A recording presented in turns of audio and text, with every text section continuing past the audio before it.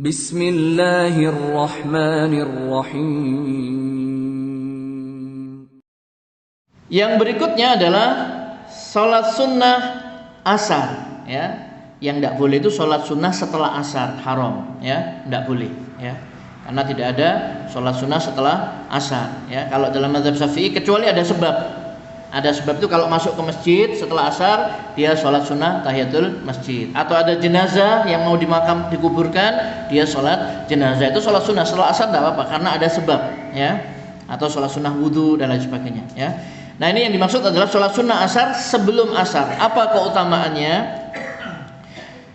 Nabi SAW menganjurkan agar kita itu mengerjakan sholat sunnah sebelum asar.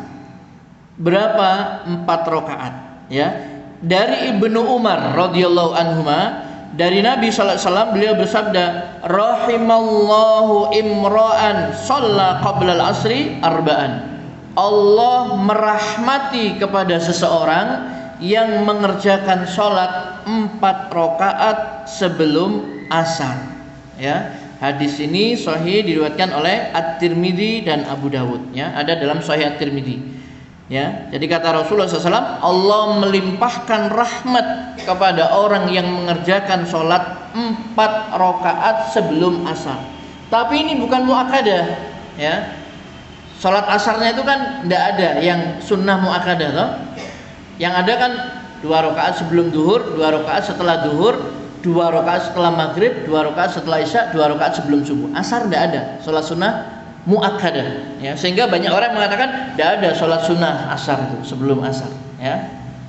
Tapi ternyata ada sholat sunnah, ini yang dimaksud dengan mustahab tadi, ya. Disukai, tatawu, ya, tambahan tadi itu, ya.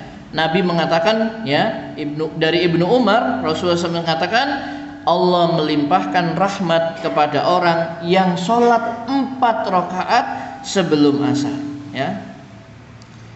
Kemudian yang berikutnya adalah sebelum maghrib, ya, dan sebelum isya, ya. Ini Nabi SAW bersabda, di antara setiap dua adzan maksudnya adzan dan iqamah, antara setiap dua adzan itu ada sholat.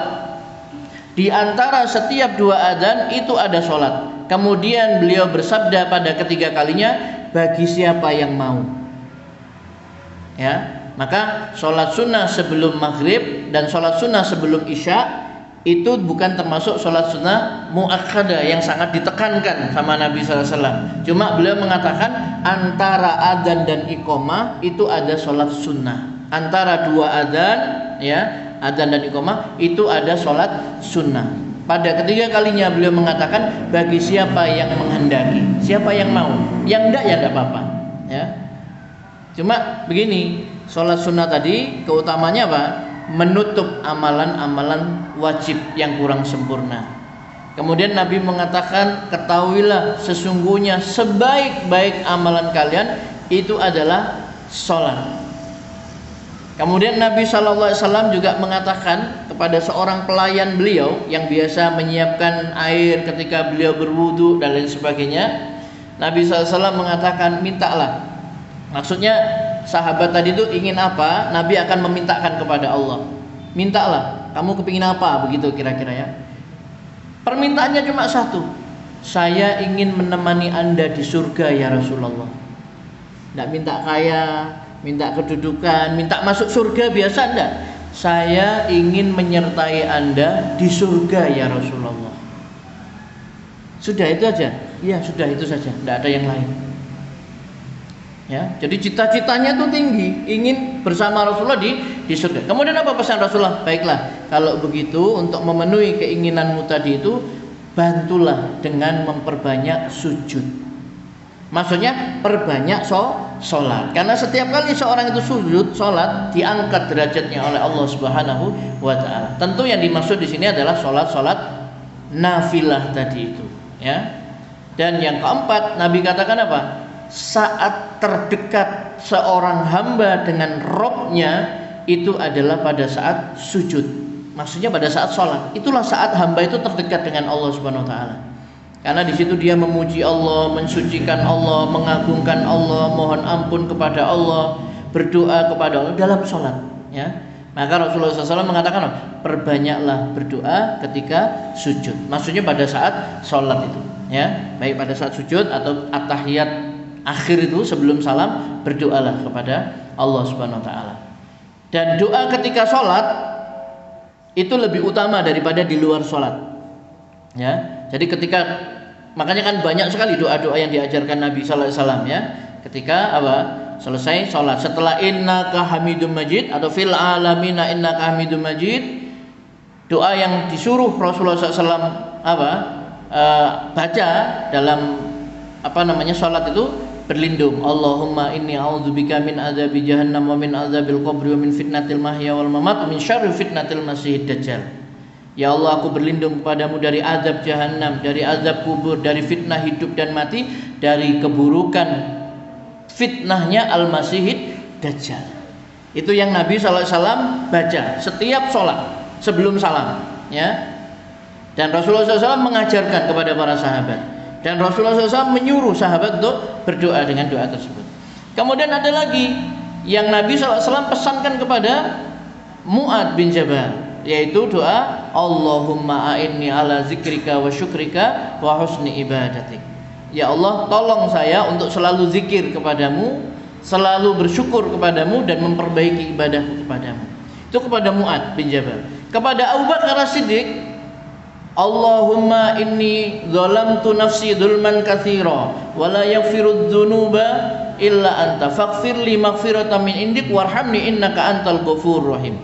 Itu doa yang diajarkan Nabi kepada Abu Bakar, karena Abu Bakar minta, ya Rasulullah, tolong ajarkan kepada saya doa yang akan saya baca di dalam sholat saya.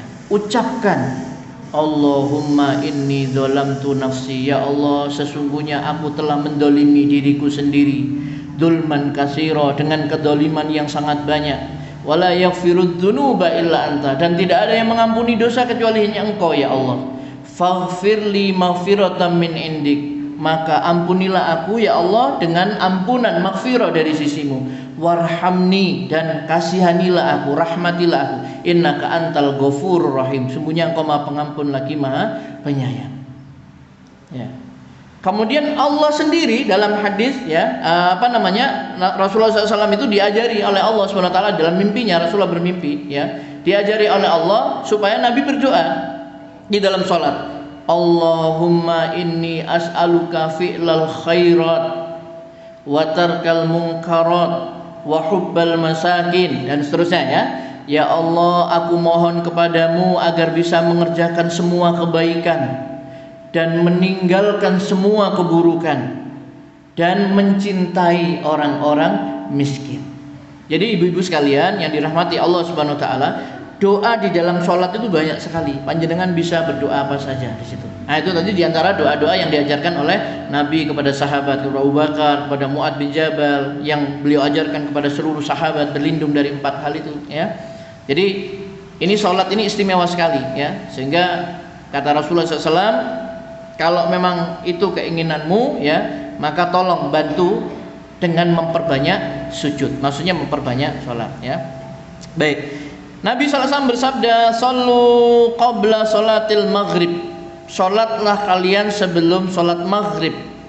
Qala fis salisah, kemudian beliau bersabda pada ketiga kalinya, liman syaa, barang siapa yang menghendakinya, siapa yang mau, bagi siapa yang mau, ya. Karena beliau khawatir orang-orang akan menjadikannya sebagai sunnah muakkadah, ya. Jadi sholatlah sebelum sholat maghrib. Sholatlah sebelum sholat maghrib 3 kali, kemudian bagi siapa yang mau. Karena Nabi khawatir kalau tidak dikatakan begitu, nanti dikira sunnah muakkadah yang harus dikerjakan, ya. Itu tadi dalam hadis yang diriwayatkan oleh Bukhari dan Abu Dawud, ya. Kemudian Bapak Ibu yang dirahmati Allah Subhanahu wa taala, ini khusus untuk bapak-bapak, ya. Nabi SAW menganjurkan untuk memperbanyak sholat sunnah sebelum sholat Jumat, ya, yang dikenal dengan sholat apa, intidhar, ya, sampai imam itu naik ke atas mimbar, ya. Jadi kalau kita datang lebih awal, kita sholat sunnah 2 rakaat salam, 2 rakaat salam, 2 rakaat salam, terus memperbanyak, ya. Sampai kapan? Sampai khotib itu naik ke atas